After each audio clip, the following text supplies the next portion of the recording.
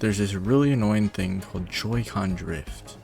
Joy-Con drift generally happens after you use your Joy-Cons for a long time. The joystick will no longer work, and the game will think you're moving the joystick even when you're not.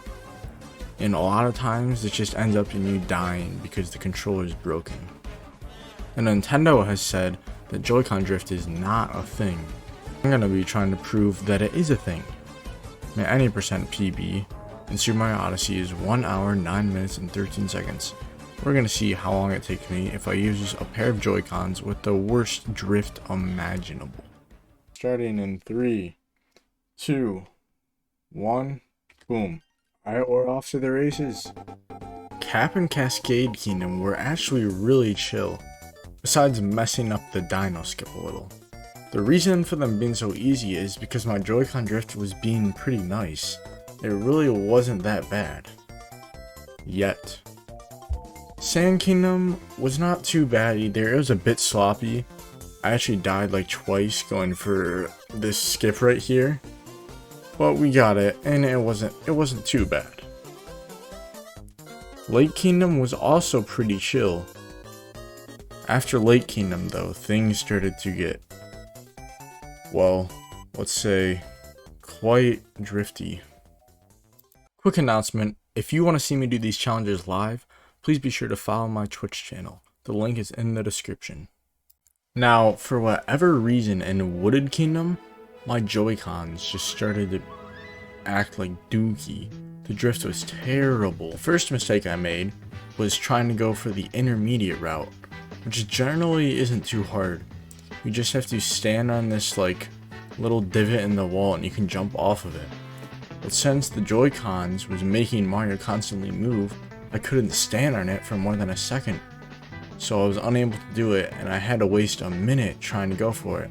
And I eventually just went back to the beginner route. But my next mistake was huge. I fell into the deep woods, which is like the worst possible thing to happen in Wooded Kingdom, because there's no way to warp out. You can't warp to any checkpoints.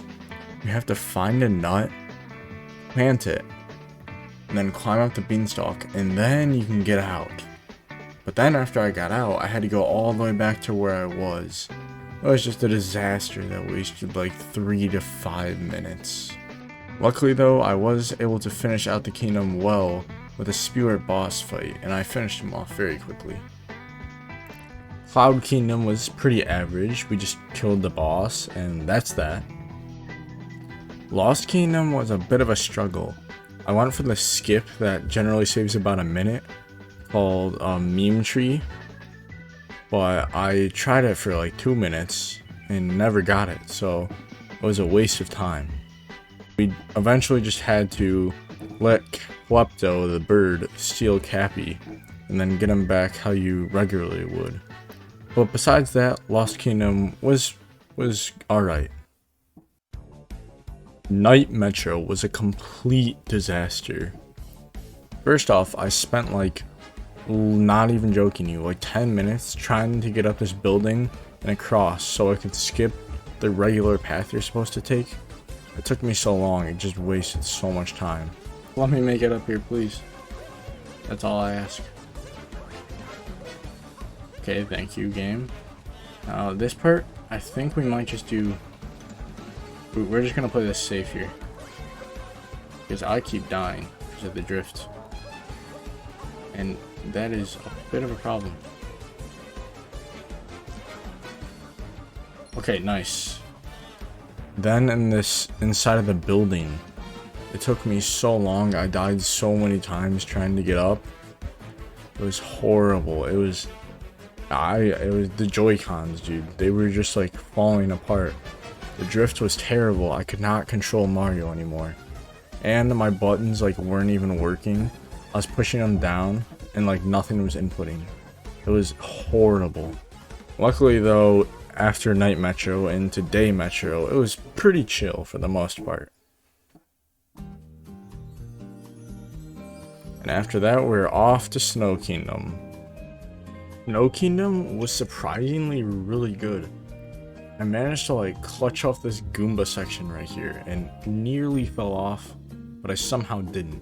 Well, it was all good until my viewers asked me to do Snowdram, which is a pretty difficult trick jump in order to skip this painting moon.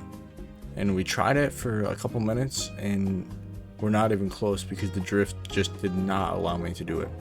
So I had to go all the way back into Shiveria to go and find another moon really quick. Now Seaside Kingdom, there's not really anything special. A lot of it is just moving with the fish. So nothing really went terribly wrong.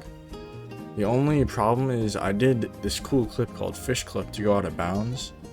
And I'm supposed to get this moon and then stay out of bounds afterwards.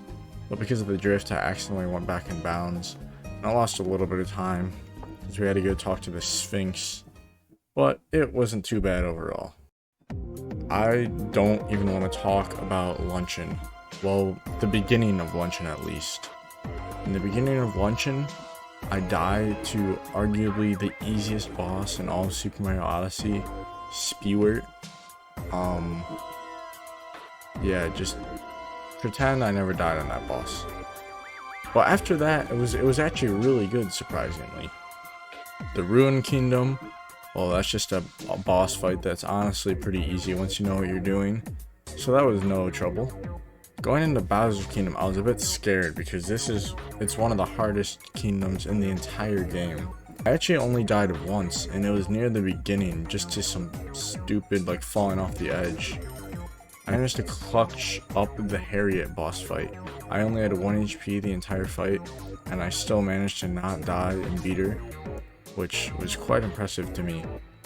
And then, not even that, I clutched up the Mecha Beetle fight. I had 1 HP for like half the fight. I thought I was dead meat. I thought those rabbits were gonna like cook me up. But I somehow clutched up and was able to defeat them without dying at all. Moon Kingdom was pretty cool. We were able to do Moon Skip. It took a couple of tries, but we got it pretty quickly. And we were able to skip the entire Moon Cave, which saves a ton of time. Now the Bowser fight was easy as always, because Bowser's always easy in every Mario game. But then the most unexpected part was like literally the hardest part of the entire run. The escape sequence. But in the 2D section. Now my Joy-Cons were drifting to like the left, and I had to go to the right. So every time I tried to go to the left, or every time I tried to go to the right, I mean, the Joy-Cons were like drifting me to the left, so it was really hard to move, and I had to jump across these gaps and go to the right, and you can see me die a lot because it just kept pulling me backwards and would not let me do it. I eventually got really lucky after several tries, but it was just like I couldn't do anything. I just had to get lucky because the controllers were so broken.